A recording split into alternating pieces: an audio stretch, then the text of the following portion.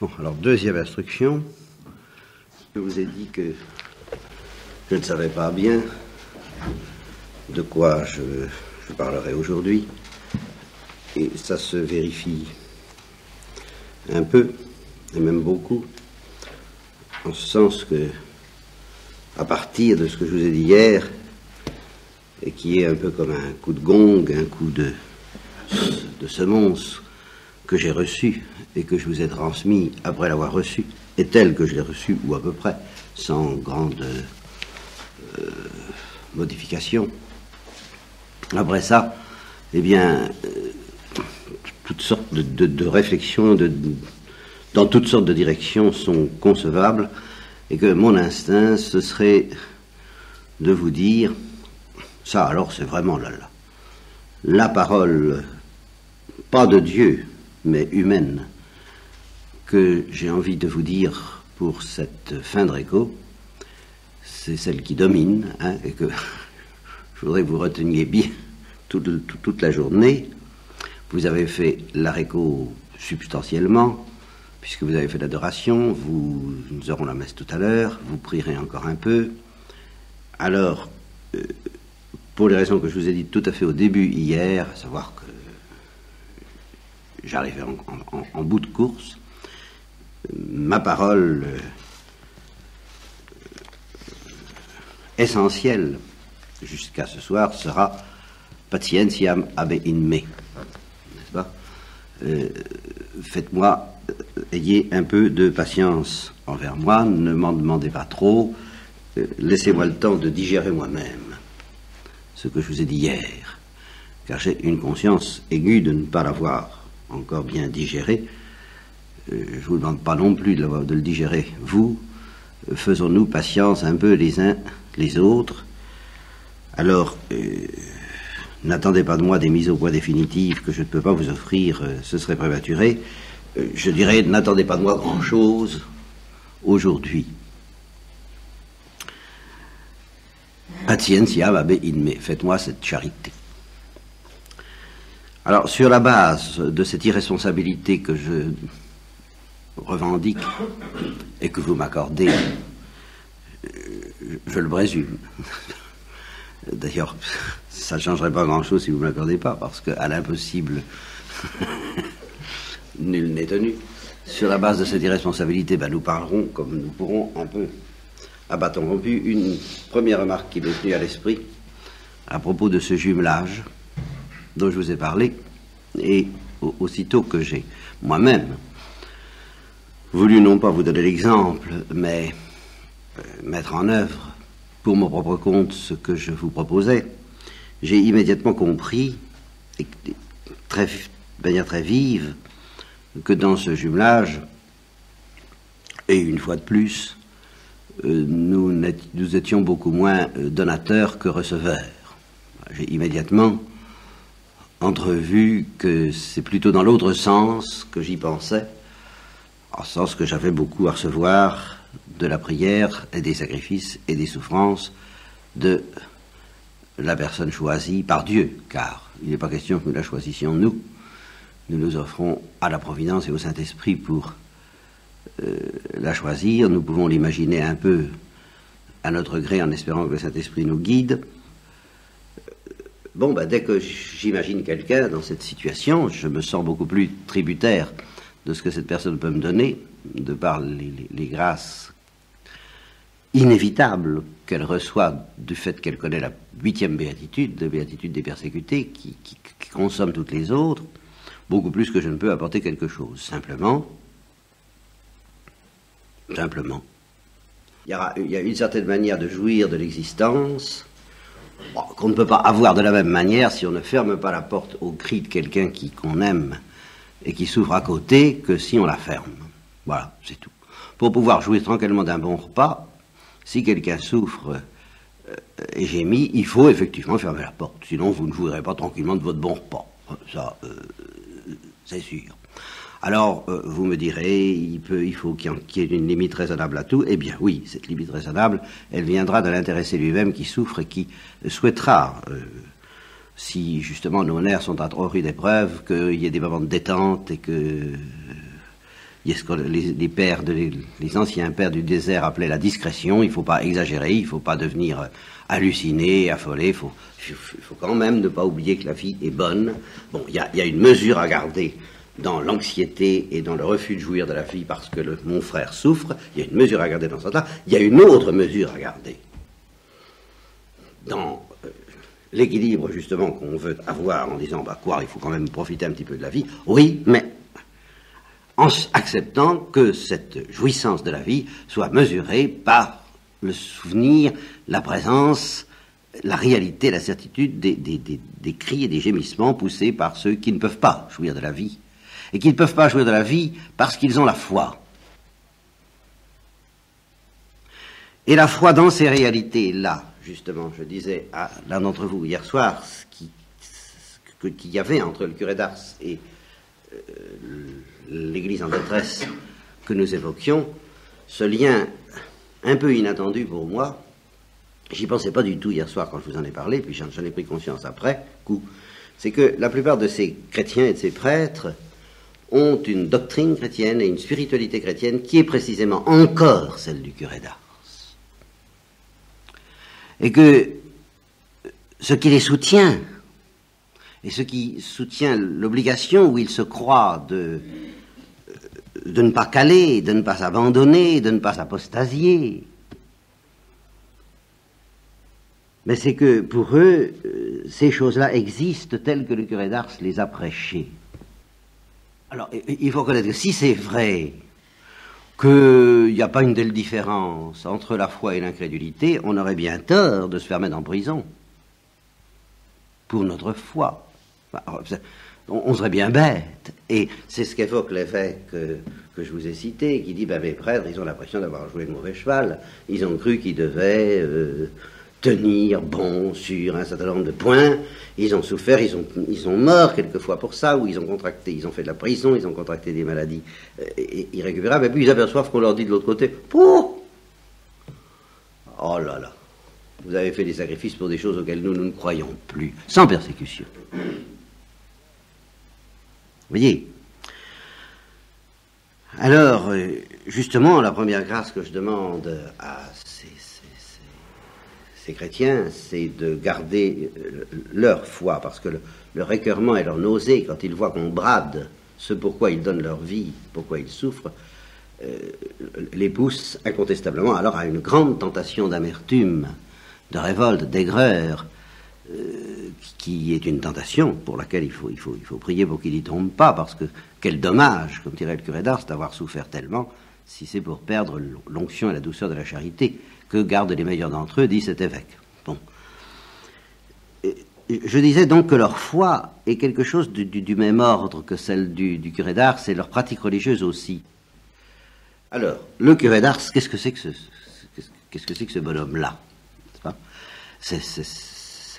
Que faut-il penser, et avons-nous les moyens de savoir ce qu'il faut penser de cette méthode de refuser l'absolution pendant 6 ans?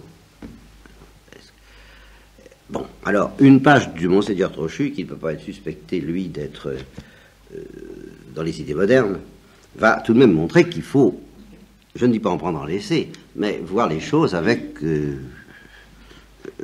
disons, une certaine intelligence. Le curé d'Ars ne donnait l'absolution aux pécheurs qu'après s'être assuré de la sincérité de leur repentir. Certainement jusqu'en 1840. Alors là, évidemment, c'est un détail important à savoir. Il y a eu un tournant dans la pastorale du curé d'Ars à partir de 1840. Certainement jusqu'en 1840, il fut rigoriste, comme on l'était alors dans la plupart des confessionnaux de France. Il suivait encore les principes qu'on enseignait vers 1815 au Grand Séminaire de Lyon. À partir de 1840, alors grâce à toutes sortes d'influences, et surtout la théologie de saint Alphonse de Liguori, qui venait de sortir en français, le curé d'Ars, visiblement, se montra moins sévère. Bon, là, tout de même, voyez, l'erreur est humaine, même le curé d'Ars peut se laisser influencer par un milieu. Seulement, justement, je retourne ça dans les deux sens. Je dis, si un saint comme le curé d'Ars peut se laisser influencer par un milieu rigoriste au point d'exagérer dans le rigorisme, eh bien, un homme pieux aujourd'hui, un saint prêtre et un saint évêque, peut se laisser influencer par le milieu complètement en voie de décomposition de la théologie actuelle. Alors, c'est pas parce qu'il accepte ça qu'il a forcément raison. De même que c'est pas parce que le curé d'Ars pratiquait ce rigorisme que ce rigorisme était exactement conforme à l'intention de Dieu. Bon. Sauf des cas tout à fait exceptionnels, mais il y en a eu encore. Enfin, sauf des cas tout à fait exceptionnels, on ne le vit plus ramener à son confessionnal le même pécheur jusqu'à 5, 6 ou 7 fois. Donc là, il y a eu une évolution. Voyez. Et puis, tant d'aveux reçus lui avaient montré la misère de l'homme. Il en avait ressenti une profonde pitié. Il avait compris enfin qu'avec elle, il faut être bon sur tout. Cependant, jusqu'à la fin. Alors là, voilà ce qui me semble marquer quelque chose qui ne passe pas, et qui n'aurait pas passé même au XXe siècle, dans le cœur et l'attitude et la pastorale du curé d'Ars, mais jusqu'à la fin. Avant d'absoudre un pécheur invétéré, M. Vianney exigea des indices suffisants de conversion. Ceux qui ne voulaient pas quitter un état de damnation au dire d'un prêtre le trouvaient inflexible. Il imposait rigoureusement les sacrifices nécessaires. C'est ainsi, alors c'est un exemple, qu'il obligea une dame de Paris à brûler tous les mauvais livres de sa bibliothèque avant de recevoir l'absolution. Bon. Alors, il avait l'habitude, il l'a eu, je crois, jusqu'à la fin, de dire très couramment à un pécheur qui se présentait, vous êtes damné. Bon, c'est très couramment, enfin c'est une manière de dire, j'exagère, mais enfin c'était relativement fréquent. Ça ne supposait pas, comme je l'ai cru un temps, une révélation spéciale. Il a pu l'avoir dans tel ou tel cas, bon. Mais pas toujours. Et facilement et volontiers, devant le tableau que lui offrait l'âme, qu'il scrutait avec ou sans lumière prophétique spéciale, il y avait toujours une espèce de pénétration prophétique au cœur de l'âme de quelqu'un. Eh bien, j'évoque entre autres une grande pécheresse qui revenait du Midi et qui était passée par là, et il faudrait que je retrouve l'endroit, je ne pourrais pas vous le retrouver, et elle se confesse, et je crois qu'il la confesse d'ailleurs, parce que alors là, à l'aide de la révélation, il lui dit, il y a telle et telle chose, vous avez fait telle et telle chose, voilà dans quel état vous êtes. Alors elle lui dit, mais alors c'est terrible, il faut que ah oui, c'est ça, je crois, il cause, elle ne se confesse pas tout de suite, ils causent tous les deux, et alors il lui dit, ben voilà où vous en êtes, n'est-ce pas? Et alors, il dit, ben alors je vais me confesser, et c'est là qu'il lui dit, c'est pas la peine. C'est pas la peine. C'est pas la peine que je vous confesse, parce que je lis en vous deux démons, le démon de l'impureté et le démon de l'orgueil, qui sont tels que vous allez retourner à Paris, inévitablement, et vous allez... sauf si se produit un certain miracle, vous n'en sortirez pas. Mais c'est pas la peine que je vous confesse. Il lui dit ça carrément. Et il lui montre, ah oui, je vais voir, on en revient, et il lui dit, et voilà ce que vous arriverez à faire, petit à petit. Et alors lui, c'est pas possible, j'irai pas jusque-là. Il dit, ben, tel que vous êtes parti, si, vous irez jusque-là. Et elle rentre effectivement à Paris, elle se laisse prendre de nouveau effectivement par ce qu'avait prévu et prédit le curé d'Ars, mais alors là, elle a peur, elle a tout de même horreur de ce qui se passe, et le cas miraculeux qu'il avait prévu comme pouvant la sauver se produit. Donc, et c'est là ce que je voudrais arriver, ce qui m'impressionne, j'ai l'impression que je crois pouvoir dire, j'en sais rien, je ne suis pas un historien, je ne connais pas tous les détails, mais c'est l'impression que j'ai très forte, que jamais il n'a désespéré personne. Je trouve ça très, très remarquable. En fait, jamais il n'a désespéré personne. Alors je dis, je me trompe peut-être que c'est arrivé. Il y a eu un cas où mais il n'a pas désespéré en fait, mais enfin on lui a ramené quelqu'un, un prêtre lui a ramené quelqu'un à qui il avait dit vous êtes damné, et qu'il dit ben, cette personne est convaincue d'être damnée, dans le désespoir. Il l'a tout de suite rassuré. Bon, non pas en sens qu'il lui a dit j'ai exagéré, j'ai rien dit, mais en sens que précisément, et c'est là où moi précisément cette parole, vous êtes damnés, avait produit l'effet que Dieu voulait. Voilà. Et alors, j'affirmerai deux choses. Premièrement, cette parole, à elle toute seule, était rigoureusement impuissante à produire cet effet. De sorte que on a raison de dire que c'est trop commode d'être rigoriste, c'est trop commode d'être dur, c'est trop commode de faire comme beaucoup de prêtres ont fait, surtout au XIXe siècle et encore au XXe, justement d'imiter la dureté du curé d'Ars, et puis de ne pas convertir. Voilà. Être dur sans convertir, ah, alors là, en effet, ça peut être monstrueux. Aujourd'hui, je crains qu'au temps du curé d'Ars, beaucoup de prêtres étaient durs sans convertir, et que l'originalité du curé d'Ars, c'est qu'il était aussi dur dans la substance, mais qu'il convertissait. Voilà la première remarque que j'ai à faire au sujet de ce fait qu'il n'a jamais désespéré personne, mais qu'au contraire, ses paroles ont donné un coup de fouet qui convertissait les âmes. Ouais, vous voyez, cette pécheresse ne s'est pas convertie tout de suite, mais il lui en est resté quelque chose de tel qu'à un moment donné, elle s'est convertie parce qu'il lui a dit « c'est pas la peine que je vous confesse ». Bon. Et alors c'est justement la deuxième remarque que je tiens à faire, c'est que inversement, il fallait la grâce pour qu'elle se convertisse, la parole ne suffisait pas, mais la parole était nécessaire. Et il n'y en avait pas d'autre qui aurait pu obtenir un résultat de ce genre. Et voilà pourquoi aujourd'hui, je reprocherai à la pastorale courante, non plus de condamner sans convertir, mais de rassurer sans convertir. Ce qui n'est pas mieux. Et là encore, j'opposerai, mais dans une opposition qui se réconcilie dans une synthèse supérieure, eh bien, la pastorale inspirée par Thérèse de l'Enfant Jésus, qui est une pastorale qui rassure en convertissant.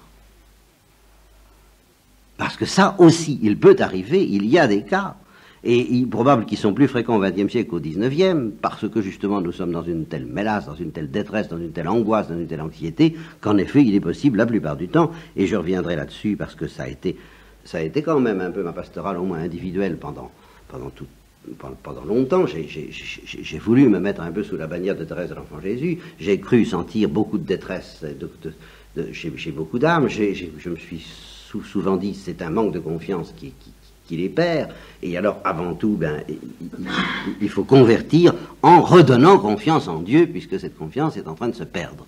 Bon, mais maintenant que je vois que cette confiance, on n'a jamais trop de confiance dans le bon Dieu tout-puissant et miséricordieux, cette confiance prêchée par Thérèse de l'Enfant Jésus à contre-courant de son temps, et dans un climat qui était un climat rigoriste et janséniste encore, cette confiance indispensable est en train maintenant de s'installer confortablement, je dirais, comme le rigorisme s'installait confortablement chez les confesseurs autour du curé d'Ars, car c'est là où je voudrais en arriver, c'est que confesser avec... Il y a un double confort possible, confesser en condamnant, ou confesser en condamnant tout, ou confesser en pardonnant tout, c'est également confortable. Et ce qui caractérise le curé d'Ars, comme ce qui caractérise Thérèse de l'Enfant Jésus, alors ça c'est un point commun, et c'est là où ça me condamne tout le premier, mais ça condamne aussi toutes les pastorales rigoristes et laxistes auxquelles nous avons affaire, c'est que, à la base de ce qu'il disait, et justement, donnant à ces affirmations matériellement dures un tranchant de douceur qui était efficace, le curé d'Ars était malade. Voyez, de la perte de temps d'âme. Voilà. Ça partait de ça. Or, Thérèse de l'Enfant Jésus était malade de la perte de temps d'âme, de la même maladie. Et alors, elle sentait bien que c'est en bonne partie et souvent le manque de confiance, le péché contre l'espérance, le désespoir. Et elle a compris qu'au XXe siècle, le désespoir perdrait plus d'âme que la présomption. Ça, je le crois. Et je continue à le croire. Et voilà pourquoi Thérèse de l'Enfant Jésus, c'est la sainte du XXe siècle, plus que le curé d'Ars à ce point de vue-là. Tandis qu'au XIXe siècle, évidemment, la présomption, malgré le rigorisme, risquait de perdre plus d'âme que le désespoir. Le désespoir n'était pas tellement fréquent au XIXe siècle. Alors, ce qui fait que le curé d'Ars pouvait... c'est tout ce poids, on dira ce poids de pénitence, ce poids de prière, ce poids de cette vie dans laquelle... mais ce qu'on ne peut pas récuser du curé d'Ars, c'est justement sa souffrance en face des âmes qui se perdent. Ça, si vous récusez ça, alors vous récusez toute la foi du curé d'Ars dans sa substance, et c'est pas simplement, alors vous ne direz pas seulement il a été rigoriste parce qu'il a été influencé par jansénisme ou pas. Non, c'est la perception même de sa vie que vous mettez en cause. De même que vous mettez en cause la perception de la vie des chrétiens de l'Est. Parce que eux, ils croient à un enfer. Et ils croient qu'il faut sauver leur âme et la défendre contre cette entreprise démoniaque qui les persécute. Et le pasteur Vauban, qui est un protestant, eh bien, dit je hais le marxisme et j'aime les marxistes.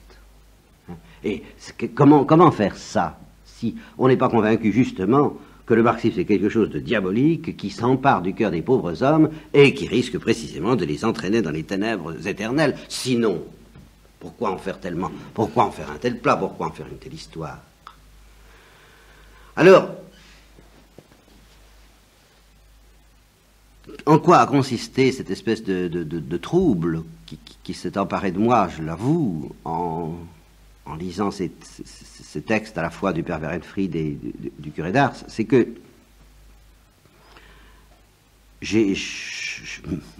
malgré justement, ne suis-je pas tombé dans ce piège que je dénonçais hier, d'être dur quant à ma manière de dire, quant à ma manière de faire, quant à ma manière de vivre, quant à ma manière d'aimer, ou plutôt de ne pas aimer, d'être dur quant à et puis d'être beaucoup trop large, en fait, dans le contenu de ce que je disais, en supposant, par exemple, quand j'invite à une confiance illimitée, à la pratique fréquente de l'Eucharistie, à la prière, à faire oraison, à toutes ces choses que je vous invite à faire, que j'ai toujours invité à faire, j'ai toujours essayé, oui, de lancer les âmes sur les flots de la confiance et de l'abandon. Oui, ça, c'était mon idée, incontestablement, et c'est encore mon idée.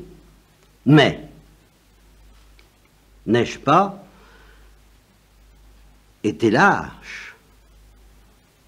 En face, on ne peut pas lancer sur les flots de la confiance et de l'abandon quelqu'un qui, étant, par exemple, en état de péché mortel, interprétera cette invitation à se lancer sur les flots de la confiance et de l'abandon comme une espèce de... je trouve pas le mot, enfin d'approbation. Voilà, d'approbation. Pour ce qui fait précisément qu'il n'est pas en état de grâce. Voilà le point qui m'a troublé. Avant de lancer les âmes sur les flots de la confiance et de l'abandon, il faudrait être le curé d'Ars, c'est-à-dire, il faudrait souffrir intensément, profondément, de ce danger que fait courir le péché mortel réellement à nous tous, y compris à moi. Et si vous voulez, le premier mot de Dieu à des pécheurs, ce n'est pas « aie confiance ». Non. Le premier mot de Dieu à des pécheurs, c'est « attention, tu es en train de te damner ». Je vous répète, jamais quelqu'un n'a été désespéré par ce « vous êtes damné » du curé d'Ars. En fait, tous, même s'ils n'avaient pas la théologie nécessaire pour cela, après des affres incontestables, des bouleversements réels, ils ont compris ça, comme le dit la grande doctrine de l'Église, comme d'une menace conditionnelle. Vous êtes damné, ça veut dire vous êtes en train, vous êtes sur le chemin de la perdition, vous êtes dedans. Ça veut dire si vous continuez comme ça, vous êtes damné. Voilà ce que ça veut dire. Bon, par conséquent, convertissez-vous, évidemment. Et c'est comme ça qu'ils l'ont interprété. Eh bien, j'ai peut-être un peu trop, parce que ça suppose plus de sainteté que je n'en avais, j'ai peut-être un peu trop fait l'économie de cette première phase. Et je ne le dis pas en pensant spécialement à vous et à ce que c'est pas ça que c'est intérieurement, c'est moi-même en face de Dieu, c'est en général. Je me dis, est-ce que je vérifie bien que la personne a passé par cette crainte authentique de se perdre, sans laquelle on ne démarre pas sérieusement en terre chrétienne. La crainte authentique de se perdre. Et comme justement j'ai affaire alors à une difficulté spéciale que ne connaissait pas le curé d'Ars et qui me complique incontestablement la vie, ça, voyez, j'essaie d'être honnête et je crois que ça fait partie de mes excuses. C'est que c'est tout de même difficile d'aller trop à contre-courant. Si je crois vraiment que la grande prédication d'Église, je reviens à ce que je disais parce que j'en ai trop qui s'en mêlent dans ma tête. Le premier mot de Dieu, c'est attention. Tu es mal parti. C'est grave. Bon. Si le pécheur reçoit cela convenablement, de par une motion de l'Esprit Saint et de par une bonne volonté de sa part, en telle sorte qu'il se laisse bouleverser et troubler, tourmenter de ce bon trouble qui justement l'arrache à la fausse paix que Satan essaie de lui donner. Bien, s'il se laisse torturer un peu par ça, et puis qu'il se convertisse, alors à ce moment-là, la deuxième parole, tout de suite, c'est « aie confiance », parce que aussitôt que le démon voit que quelqu'un lui échappe, c'est à ce moment-là qu'il lui dit d'avoir peur. Vous voyez, le démon et Dieu ont deux attitudes tactiques absolument opposées par rapport à la crainte et à la peur. Quand l'âme est dans une mauvaise posture, Dieu essaie de lui dire « attention » et de la troubler, cette âme. Et le démon, lui, il essaie au contraire de la rassurer. Et vous voyez, voilà pourquoi je crains cette prédication, qui fut la mienne, même si j'y ai mis beaucoup trop de dureté, qui fut la mienne et que je veux être encore la mienne, parce que c'est celle de Thérèse de l'Enfant Jésus, de lancer les âmes sur les flots de la confiance et de l'abandon, parce que je vois l'intérêt de cette prédication pour le démon, en ce qui concerne une âme qui n'est pas en état de lumière avec Dieu. Oh, comme c'est pratique! Vous voyez. Et alors la deuxième parole, aussitôt que l'âme se convertit, alors en effet, il faut opérer le retournement à 180 degrés, et avec une force qu'on trouve d'ailleurs dans le curé d'Ars. Je vais vous en donner un exemple, parce que le démon aussitôt essaie de lui faire peur, puisque ses yeux s'ouvrent, il essaie de la plonger dans le désespoir. Bien sûr, c'est trop tard, tu es fichu, c'est catastrophique. Et à ce moment-là, Dieu dit non, aie confiance, ma miséricorde est infinie. On n'a jamais trop de confiance dans le bon Dieu tout-puissant et miséricordieux. Et je dis que le curé d'Ars en donne un exemple, parce que il était extraordinairement large au sujet de la pénitence qu'il infligeait. Une fois qu'il avait donné le coup de fouet, vous êtes damné, et que vous voyez bien que le pénitent était bouleversé et qu'il se convertissait, alors à ce moment-là, il lui infligeait une pénitence très légère. Et alors les confrères, là, lui disaient, mais enfin, vous exagérez, vous êtes trop large. Et il disait, non, il s'est converti, mais oui, mais il faut qu'il y ait une pénitence proportionnée. Eh bien, je la fais. Et puis je lui donne ce qu'il peut faire. Le reste, je m'en charge. Vous voyez, alors là, ça c'est l'autre attitude. Vous voyez, le deuxième mouvement de la prédication. Mais ça ne peut être que le deuxième. Et une chose aussi qui fait que faut pas que j'oublie de vous dire pourquoi ça m'est particulièrement difficile de prendre cette attitude aujourd'hui, mais à propos de cet état, de cette première parole qui doit être celle du curé d'Ars, mais du prêcheur en général, attention, tu es mal parti, tu es en danger, on peut mettre des tas de gants pour dire ça, prenons garde, etc. Lui, le curé d'Ars, il prenait pas de gants parce que justement, il avait assez d'amour pour vous êtes damné. Mais ça revient au même, parce que c'était pas irrémédiable, c'était pas le jugement. C'était au contraire la prédication. Bon, eh bien, il y a les gros péchés, les gros péchés, ceux qui paraissaient tels au curé d'Ars, et dont on parle maintenant, mais il y en avait un qui pourtant est bien présenté dans l'Apocalypse comme plus grave que tous les gros péchés, et qui est vécu par nous comme moins grave, alors que c'est pourtant le contraire, c'est la tiédeur. Alors là, nous voilà vers Elfriede van Straten. Or, il existe, je sais, un sermon du curé d'Ars ou plusieurs sur ce qu'il appelle l'épouvantable état d'une âme tiède. Alors, qu'est-ce que ça veut dire? Ça veut dire que la tiédeur visée par le curé d'Ars dans cet épouvantable état d'une âme tiède, c'est la tiédeur péché mortel, Car il existe un péché mortel de tiédeur. Là, je n'ai pas le droit de vous le cacher, justement. Voilà où je risque d'être... comprenez, il existe une misère, ah oui, qui est vénielle, il existe, nous sommes lamentables, nous sommes pauvres, nous sommes insuffisants, nous sommes médiocres, oui, ça, si vous voulez. Mais ça n'est pas être tiède. La tiédeur est un péché mortel, et si je le prends d'après l'Apocalypse, c'est un péché mortel plus grave que d'être chaud ou froid. Chaud, bon, c'est l'amour. Froid, c'est la révolte, par exemple. Ou le désespoir, par exemple. Ah, si tu étais chaud ou froid. Mais parce que tu es tiède et que tu n'es ni chaud ni froid, je te vomirai de ma bouche. C'est pas plus drôle que ce que dit le curé d'Ars. Bon, alors, devant l'épouvantable état d'une âme tiède, le curé d'Ars et toute l'Église a toujours éprouvé le besoin de dire « Attention, Achtung, Achtung, vous êtes mal parti. » Et plus mal parti peut-être que si vous commettiez des gros péchés visibles, peut-être.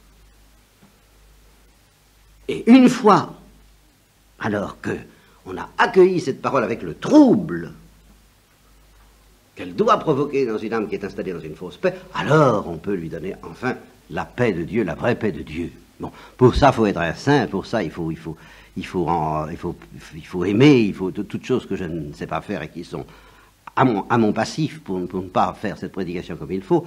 Alors, à ma décharge, je ne dirais pas à mon actif, mais à ma décharge, ben, il n'y a que quand on a affaire à une conspiration prédicatoire, n'est-ce pas, à une conspiration universelle, selon laquelle, ah non, cette première phase, elle est dépassée définitivement, c'est un christianisme périmé, et il n'est plus permis, sans être suspect de tomber dans l'anachronisme, la bêtise ou la dureté, de dire aux âmes, attention, vous êtes mal partis. Ah, effectivement, quand on est un peu tout seul, et sur ce point, je me sens singulièrement seul, je l'avoue, il y avait le père Roustan, et il est mort. Alors maintenant, ben, il n'y en a plus beaucoup, et puis souvent, ben, je reconnais ceux qui gardent cela, gardent cette attitude, alors souvent ils y mêlent du fiel plus que du miel, de l'aigreur, toutes sortes d'attitudes qui ne sont pas du tout celles du curé d'Ars, qui ne sont pas du tout celles de l'amour, et qui fait que je ne peux pas me rattacher à ça, et que si peu d'amour qu'il y ait dans mon cœur, c'est pas dans cette ligne et dans cette attitude que je cherche à m'insérer, au surtout pas. Alors, oui, ça, c'est pas commode. Et c'est pour ça que, à ma manière, je voudrais reprendre la parole de saint Paul, si vous pouviez supporter de ma part un peu de folie, c'est-à-dire cette originalité qui n'est originale que par rapport au temps présent, qui ne l'est pas par rapport à la grande tradition de l'Église, que de supporter que je vous apporte peut-être un peu de trouble avant de pouvoir vous apporter la paix. Alors je sais qu'il y a toutes sortes... Le démon fait bien son métier, il fait très bien son boulot, lui. Alors là, les serviteurs de Dieu ne font pas toujours bien leur boulot, mais les serviteurs du démon le font toujours très bien. Alors, tout est embrouillé au possible. Je viens de vous dire, il y a une fausse paix, bien sûr, que le démon a intérêt à entretenir. Il y a aussi, alors, des états psychiques. Alors qui sont la bouteille à l'encre. Des états psychiques tellement compliqués que, évidemment, devant ces états psychiques, au fond, le grand problème qu'il pose pour un prêcheur, c'est de quelle parole ce chrétien ou ce non-chrétien est-il redevable?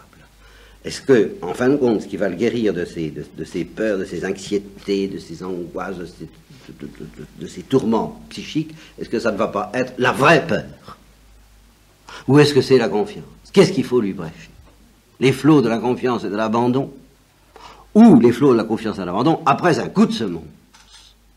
Car ce n'est qu'un coup de semonce, ça ne dure pas longtemps une fois que c'est vraiment reçu. Un coup de semonce qui peut aller très loin jusqu'à dire ça ne sert à rien de vous confesser. Vous voyez, ce que le curé d'Ars disait à cette pénitente. Eh bien, ayez pitié des pauvres prêcheurs et des pauvres confesseurs,